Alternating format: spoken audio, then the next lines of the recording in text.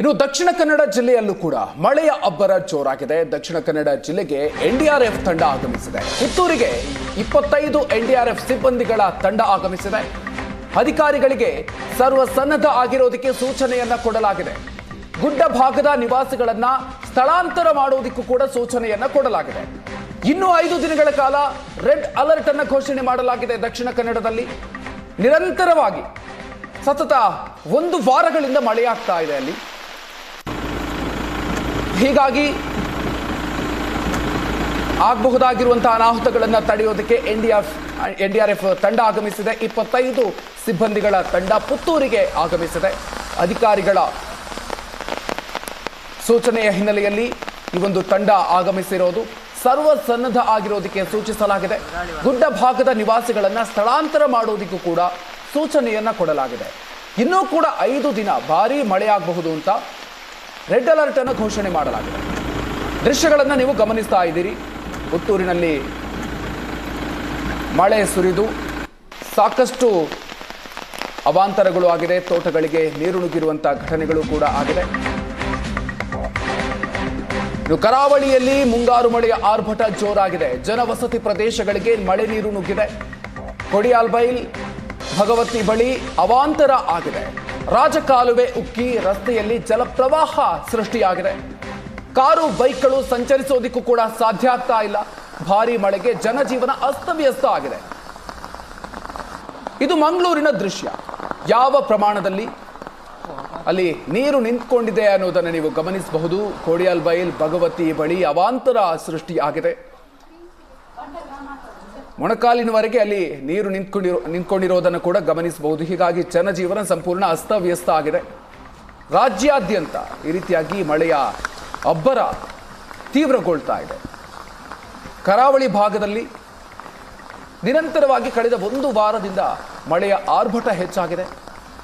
ಹೀಗಾಗಿ ರಾಜಕಾಲುವೆ ಉಕ್ಕಿ ರಸ್ತೆಯಲ್ಲಿ ನೀರು ಹರಿತಾ ಇರೋದನ್ನು ನೀವು ಗಮನಿಸಬಹುದು. ಮಂಗಳೂರಿನಲ್ಲಿ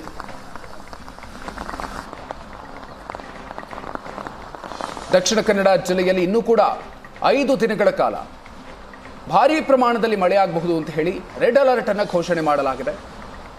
ಈಗಾಗಲೇ ಎನ್ಡಿಆರ್ಎಫ್ ತಂಡ ಕೂಡ ಆಗಮಿಸಿದೆ ದಕ್ಷಿಣ ಕನ್ನಡಕ್ಕೆ. ಇನ್ನು ಮಂಗಳೂರಿನಲ್ಲಿರುವಂತಹ ಮನೆ ಪಿಜಿಗಳಿಗೆ ನೀರು ನುಗ್ಗಿದೆ.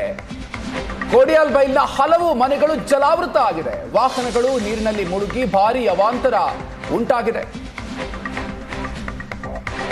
ಅನೇಕ ಮನೆ ಹಾಗೂ ಪಿಜಿಗಳಿಗೆ ಕೂಡ ನೀರು ನುಗ್ಗಿದೆ. ರಸ್ತೆಯಲ್ಲಿ ನದಿಯಲ್ಲಿ ಹರಿಯೋ ರೀತಿಯಲ್ಲಿ ನೀರು ಹರಿತಾ ಇರೋದನ್ನು ನೀವು ಗಮನಿಸಬಹುದು. ಮನೆ ಒಳಗೂ ಕೂಡ ನೀರು ನುಗ್ಗಿದೆ. ಅನೇಕ ಮನೆಗಳಿಗೆ ಈ ರೀತಿಯಾಗಿ ನೀರು ನುಗ್ಗಿದೆ. ಈಗಾಗಲೇ ಮಂಗಳೂರಿನಲ್ಲಿ ಮುಂದಿನ 5 ದಿನಗಳ ಕಾಲ ರೆಡ್ ಅಲರ್ಟ್ ಅನ್ನು ಘೋಷಣೆ ಮಾಡಲಾಗಿರುವಂಥದ್ದು. ಕರಾವಳಿ ಭಾಗದ ಅನೇಕ ಕಡೆಗಳಲ್ಲಿ ಭಾರಿ ಪ್ರಮಾಣದಲ್ಲಿ ಮಳೆ ಆಗ್ತಾ ಇದೆ. ಹಾಗಾಗಿ ಪ್ರಮುಖವಾಗಿ ಮಂಗಳೂರು ನಗರದಲ್ಲಿ ಮಳೆಯ ಅಬ್ಬರ ಜೋರಾಗಿರುವಂಥದ್ದು ನೀವು ನೋಡಬಹುದು. ರಸ್ತೆಗಳು ಯಾವ ರೀತಿಯಾಗಿ ನದಿಗಳ ರೀತಿಯಲ್ಲಿ ಬದಲಾಗಿದೆ ಅನ್ನುವಂಥದ್ದು. ರಸ್ತೆಗಳಲ್ಲಿ ಭಾರಿ ಪ್ರಮಾಣದಲ್ಲಿ ನೀರು ಹರಿತಾ ಇದೆ. ಎಲ್ಲೆಂದರಲ್ಲೂ ಕೂಡ ನೀರು ಹರಿತಾ ಇರುವಂಥದ್ದು. ಜನ ಮನೆಗಳಿಂದ ಹೊರಗಡೆ ಬರಲಿಕ್ಕೆ ಆಗದೇ ಇರುವಂಥ ಸ್ಥಿತಿ ಮಂಗಳೂರಿನ ಕುದ್ರೋಳಿ, ಅಳಕೆ ಮತ್ತು ಕರಂಗಲ್ಪಾಡಿ, ಕೊಡಿಯಾಲ್ಬೈಲ್ ಅನ್ನುವಂಥ ಆ ಜಾಗಗಳೇನಿದೆ ಆ ಎಲ್ಲ ಪ್ರದೇಶಗಳಲ್ಲಿ ಆಗಿರುವಂಥದ್ದು. ಸಾಕಷ್ಟು ಮನೆಗಳಿದೆ ಮತ್ತು ಖಾಸಗಿ ವಸತಿ ಸಮುಚ್ಚಯಗಳಿರುವಂಥದ್ದು. ಈ ಜಾಗಗಳಲ್ಲಿ ನೀವು ನೋಡ್ಬೋದು ತೇಟ್ ನದಿಯ ಮಾದರಿಯಲ್ಲೇ ಕಾಣುತ್ತೆ, ನದಿಯ ರೀತಿಯಲ್ಲೇ ಕಾಣುತ್ತೆ. ಇಲ್ಲಿ ವಾಹನಗಳ ಸಂಚಾರ ಕೂಡ ಸಾಧ್ಯ ಆಗದೆ ಇರುವಂಥ ರೀತಿಯಲ್ಲಿ ಜನಸಂಚಾರ ಅಂತೂ ಸಾಧ್ಯವಾಗೋದಿಲ್ಲ.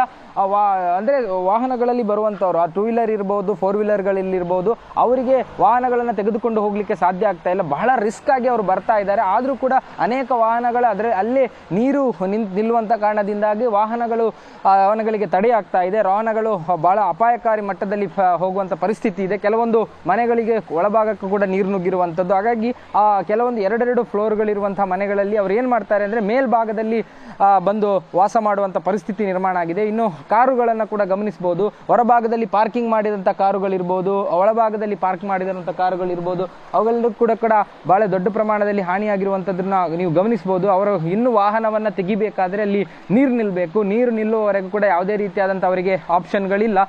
ಒಂದು ಹಂತಕ್ಕೆ ನದಿಯ ರೀತಿಯಲ್ಲಿ ಇಲ್ಲಿ ನೀರು ಹರಿತಾ ಇದೆ. ಮೊಣಕಾಲುದ್ದಕ್ಕೂ ಕೂಡ ಮಂಗಳೂರಿನ ಪ್ರಮುಖ ರಸ್ತೆಗಳಲ್ಲಿ ನೀರಿನ ಹರಿವು ಹೆಚ್ಚಳ ಆಗಿರುವಂಥದ್ದು. ಅನೇಕ ಕಡೆಗಳಲ್ಲಿ ಮನೆಗಳಿಗೆ ಕೂಡ ನೀರು ನುಗ್ಗಿರುವಂಥ ಪರಿಸ್ಥಿತಿ ನಿರ್ಮಾಣ ಆಗಿರುವಂಥದ್ದು. ಕ್ಯಾಮ್ರಾ ಪರ್ಸನ್ ಅಶೋಕ್ ಜೊತೆ ಭರತ್ರಾಜ್, ಏಷ್ಯಾನೆಟ್ ಸುವರ್ಣ ನ್ಯೂಸ್, ಮಂಗಳೂರು.